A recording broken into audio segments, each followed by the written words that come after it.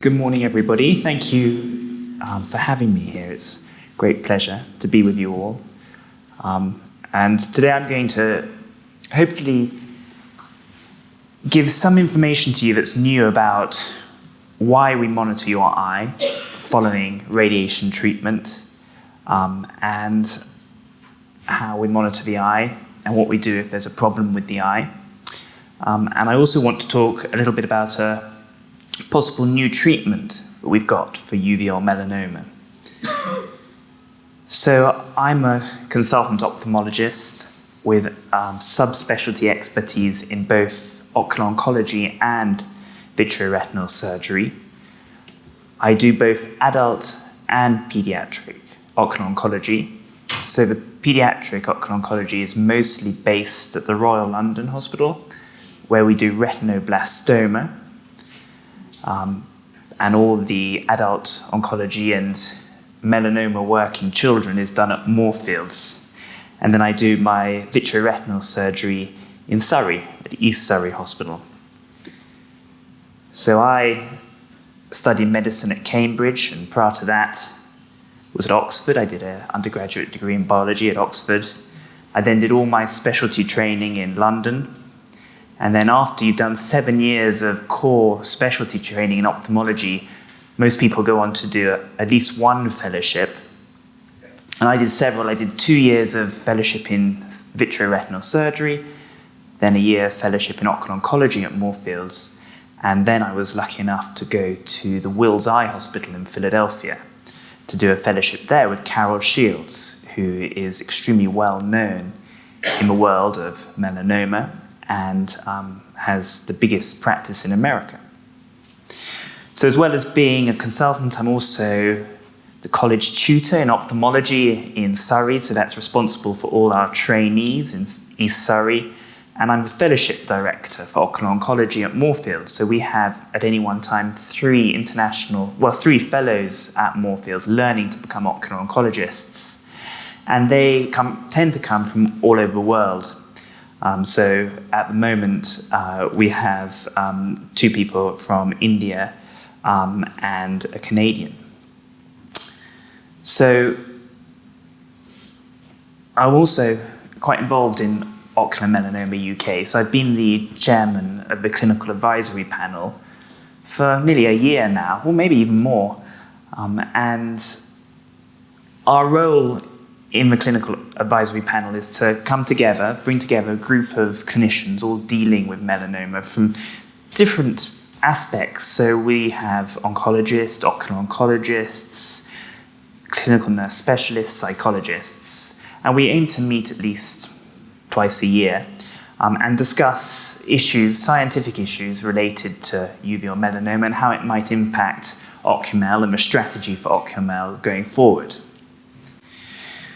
So that's my background. So I'd now like to move on to why we monitor you following radiation and how we do that. So I've put 2 pictures there of the 2 methods of radiation that we use for the treatment of uveal melanoma. At the top is a radioactive plaque, and at the bottom we've got the proton beam machine in Clatterbridge. And it doesn't matter which type of radiation you've had, we will monitor you the same way, and we look for the same sorts of things. So the first thing we look for is whether there's any sign of a recurrence of a tumor. Secondly, we look for radiation-related side effects. And thirdly, we try to offer support in other aspects. So I wanted to talk about all 3 of those things, and I'll start with the tumor recurrence side of things first.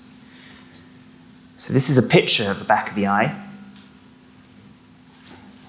Let's see if you can see my pointer. Yeah, so this is a normal optic nerve. The nerve brings the optic nerve connects the eye to the brain, and then you've got normal blood vessels. And then you can probably all appreciate this dark lump at the back of the eye. That's the melanoma. So this patient was treated with a plaque, and around a year later, it looked like this. So it's difficult to tell on a colour photo, but it's shrunk down, and surrounding it, there's sort of yellow scarring. And that's good. That's a good sign. That means that plaque was in the right place and it's doing its job. So this is a good response to plaque, and this is what we like to see in everybody. Occasionally, at the edge of a scar, a little recurrence can develop, an edge recurrence, meaning the tumour comes back. So this patient is a different one. So you can again see the pigmented mass at the back of the eye. This patient was treated with PDT laser, and that's not something we do anymore for melanomas routinely because there is quite a high recurrence rate with this treatment. And as you can see, most of the tumour is scarred, so it's yellow here, but at the edge, there's a little bit of pigment that's come back. So that's called an edge recurrence. This patient also had a plaque, and in 2017 was doing very nicely with a shrunken tumour and with good yellow scarring surrounding it. But then in 2019 developed a little nodule on the surface of the tumour. So that's a nodular recurrence. So to summarise, recurrences can happen really in two ways. The tumour can become thicker and develop nodules on the surface, or it can creep, the edge can get larger. So when do we normally see these recurrences? So 80% of recurrences following radiation occur within 3 years of the treatment. However, it can happen at any time following the treatment. So 3 years is the highest risk time, but late recurrences do occasionally happen. And how likely is a tumour to recur? So it's very unlikely. So it happens in around 10% of people. And really, it doesn't depend on the type of radiation that you've had in the first place, as long as the type of radiation in the first place was chosen correctly. So how do we treat recurrences? So treatment of recurrence is very similar to how we treat a primary tumour. I think you've been through all that yesterday with Hiba. So again, we would decide on whether to treat with radiation. Again, you can use radiation a second time. So that might be in the form of a radioactive plaque or proton beam radiotherapy. But occasionally, if the recurrence is large, or if patients have had enough in terms of multiple follow-ups, multiple treatments, they might say, listen, I would like to have the eye removed now. And occasionally, if there's a very small edge recurrence, you can use laser to treat that as well. So those are the 4 ways we would tend to treat a recurrence. So I'd like to move on to radiation-related side effects now. So when do we get the side effects? So the most commonly we get the radiation-related side effects within the first 5 years following any treatment. And how do they manifest? So the first thing that you can get is something called radiation papillopathy. So papillopathy basically means damage to the optic nerve. So I'm just going to go back and show you a picture of the normal optic nerve again. You can see here that it's nice and round and very defined. And here it looks very different. It's very swollen, and it's got all that yellow material around it, which is exudate, so leakage. And the reason this patient's got the optic nerve damage is because they have a tumour very close to the optic nerve. So the radiation that was done to destroy the tumour has also damaged the optic nerve. So with optic nerve damage, patients will generally notice a significant reduction in their vision, so more blurring of the vision. We also see radiation maculopathy. So the central bit of the retina, this bit here, is called the macula.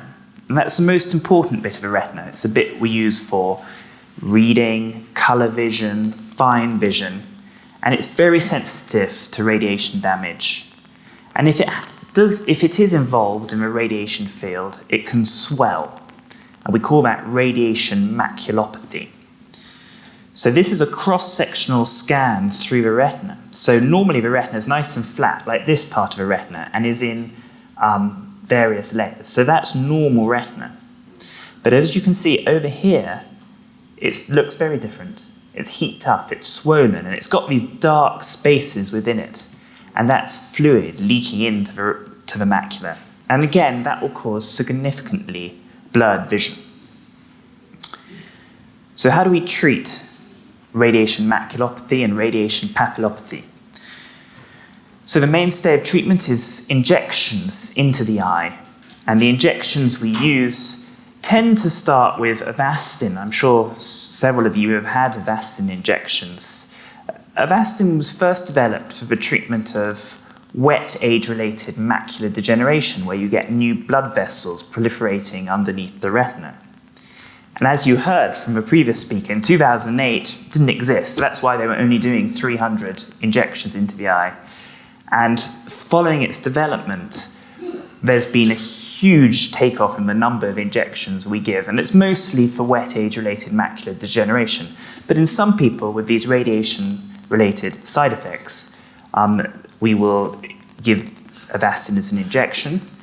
And what we would typically do is we would treat somebody with these side effects with 3 injections, 1 month apart, and see if there's a response. Because sometimes the retina has been so badly damaged by the radiation, even with the injections, there's no improvement in vision. But in most people, as long as there's a good blood supply to the retina, we'll try 3 injections to see if that helps. And if it does, then we'll continue with those injections. And something that we're doing more recently is prophylaxis, so prevention of the side effects. So in patients who've got tumours that are very near the optic nerve or near the macula, or that are very large, so require a high dose of radiation, we often start giving the injections before they develop the radiation-related side effects. And we would typically give those every 3 to 4 months for 2 years following the radiation. And there is some evidence that this helps prevent the radiation-related side effects, or at least delays its development, and therefore preserves vision for longer. So another side effect of radiation, particularly for tumours that are near the lens, so those that are close to the front of the eye, another side effect is cataract, because the lens in the eye receives a dose of radiation, and that's a radiation-sensitive structure. So if it gets a dose of radiation, it can develop a cataract. And this is a picture of a cataract. So the normal lens sits behind the iris and is see-through. So you would normally see in a normal eye, you'd see that you wouldn't see opacity there. But here, this patient's got a cataract. It's very grey and opacified. Thankfully, cataracts are quite easy to treat now. We do it with an operation, it takes about 20 minutes under local anaesthetic, and we would remove that cloudy lens and would replace it with this clear lens, which sits in the position of the cloudy lens, and in most people is very effective and very safe. So how often should your eye be monitored after radiation treatment, and where? So I recognise a couple of faces from this guideline development group. So last year, Melanoma Focus, which is a UK-based melanoma charity, developed some guidelines for how patients should ideally be monitored following treatment for uveal melanoma. It was headed by Dr. Matthew Wheater, who's shown here. And we all applied to be part of this group and were selected, and there were 11 healthcare providers, all from different disciplines. So I think there were 2 ophthalmologists, there were oncologists, and there were also 2 patient advocates as well. And we met 6 times, And each of us did a literature search on our particular area of expertise. So I looked at surveillance of the eye following treatment, and we had the oncologist looking at surveillance of the rest of the body. And then we presented our findings, we put together the protocol, and then we sent the protocol to 39 different experts before it was published. So in terms of how often we suggest the eye is monitored, we suggested that the eye is monitored every 6 months for 2 to 5 years, and then annually for life. So as I said earlier, the key time period for developing a recurrence or radiation-related side effects is those first 3 to 5 years. After that, the risk significantly decreases. That's why we're suggesting every 6 months for 2 to 5 years. Obviously, this isn't set in stone, and people's eyes vary, and some people may need to be seen more frequently or less frequently than this. So where should monitoring take place? So we decided that it would be better for patients, if at all possible, for them to be followed up locally, to save them travelling and the inconvenience of spending a whole day at one of their ocular oncology centres. So we've said that once the ocular oncologist approves it, patients should ideally be followed up close to home.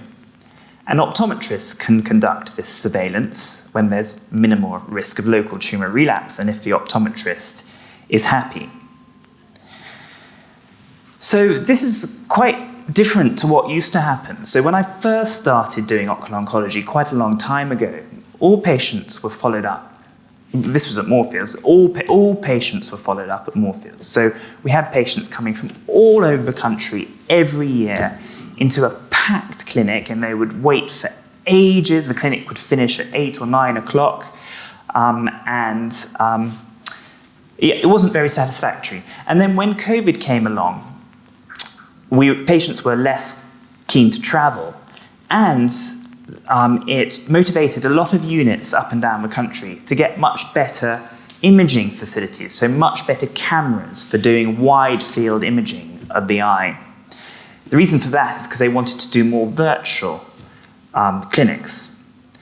So with this new imaging, which most units have up and down the country, it is safe and easy for places outside of ocular oncology centres to monitor patients who have had radiation treatment. So what tests should you be having at the local ophthalmic unit? Well, we've shown that sequential colour photographs is the best test to have possible.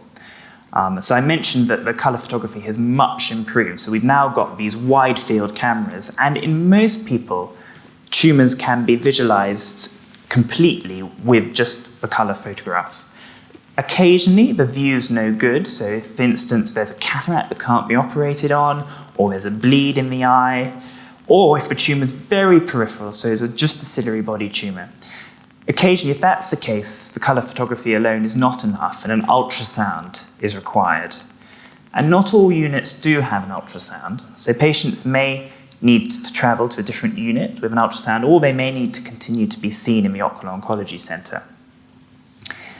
Over the past few years, I think we've become much better at communicating with other ophthalmology units up and down the country. I do appreciate from the previous speakers that it's not perfect at all, and I can definitely understand that. But I think we are getting better. We're getting better relationships, and we're encouraging the local units to let us know if they have any concerns. And we frequently get emails with images asking us our opinion on things. And then if we look at an image and we feel that the patient needs to come up to London, then we'll organise that. So finally, support. So this, I think, is also a key part of our role. And in the ocular oncology clinic, obviously, support can be offered by the doctors. There are obviously also the oncology doctors. You've got the clinical nurse specialists. There are hospital counselling services, and there's the general practitioner. But we found very helpful for our patients the Ocular Melanoma UK counselling service that they offer. and a lot of our patients have used that and have found it very helpful.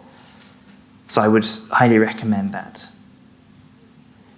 So just to conclude on this section, you should be seen every 6 months, more or less, for 2 to 5 years. But again, that varies slightly between people. And then after that, you should be, your tumour should be monitored every year.